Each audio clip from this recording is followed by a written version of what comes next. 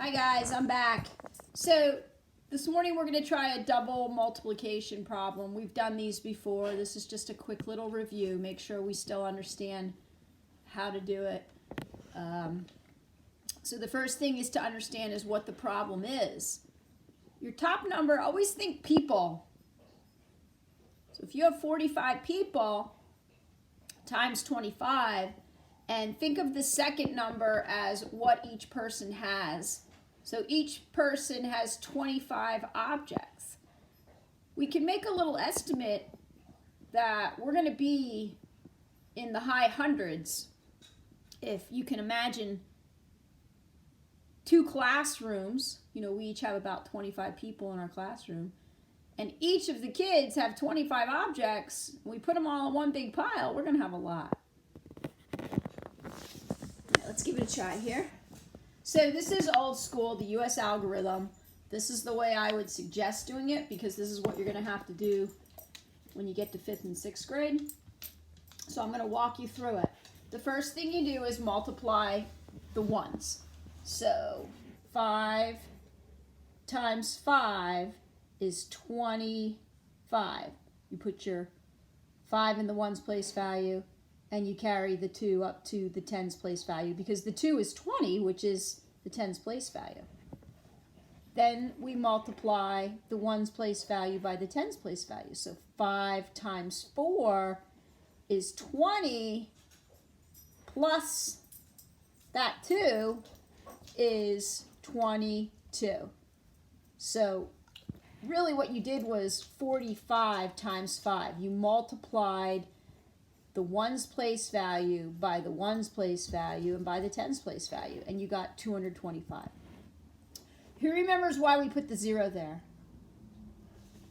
Yeah, Mike, you're correct. We put the 0 there to hold the ones place value, to say that, hey, we already multiplied the ones place value, we're not going to do it again. So then we move over to the tens place value.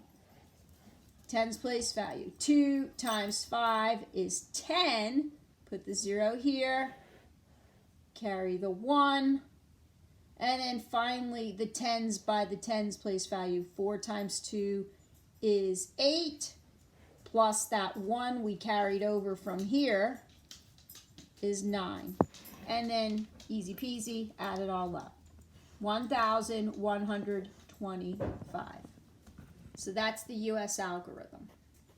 If you do not like that because it's hard for you to remember, oh, there goes Penny, and Asher's going to try to walk through, to hold that 0 in the ones place value, you can always do break apart. So break apart is the exact same thing, it's just a different way of doing it.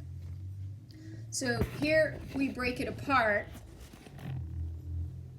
We do the, and you can do this in any order. I just tried to do it in an organized way, or at least a way that I thought was organized.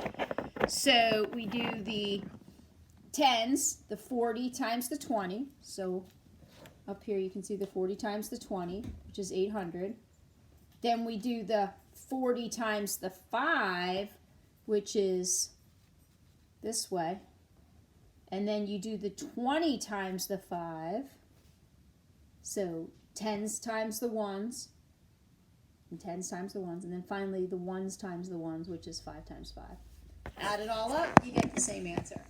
So here's a little review of that. Tens times tens, tens times ones, tens times ones, ones times ones.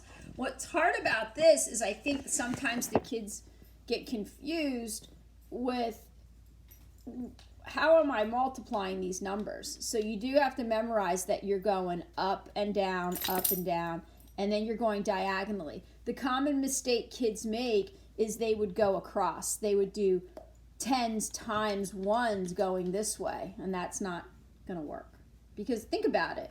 You're multiplying the people by the people. 45 is how many people you have. Why would you multiply the people? You only have 45 people. You multiply them together, now you have more people. Doesn't make sense. Same thing with the objects. If you went across, you'd be multiplying the objects by the objects. It doesn't make sense. So that goes back to, I'm going to slide back over here. That goes back to here, really understanding what the numbers represent. You have 45 people. You're not going to get any more people. You have 25 objects. You're not going to get any more objects. What you're doing is figuring out how many objects you have all together. So the better you understand this first paper, the less likely you will make mistakes when you're doing this method or this method. Oops. Alrighty? Alright, give it a try. Here's your problem, 35 times 28.